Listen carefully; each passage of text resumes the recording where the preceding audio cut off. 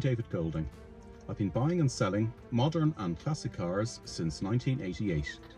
Here we have a 1958 Mercedes 219 Ponton, 2.2 4-speed petrol, originally sold in South Africa.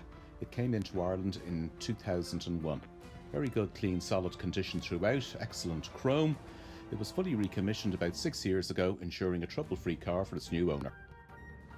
Moving into the interior, we can see it's in very, very good condition. Lovely white steering wheel, good woods, dash, everything's working bar the stereo. Really nice and tidy. Lovely seat coverings, very, very comfortable seats.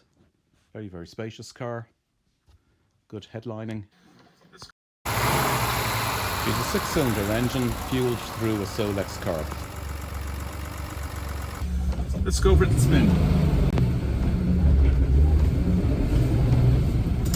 Nice big steering wheel. Indicators are in the centre of the wheel here. You can call them gear change, 3rd gear, 4th gear.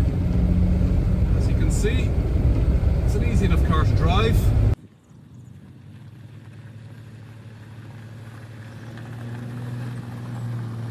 More than enough power. Weather like this, wipers are working well, steering is nice and tight,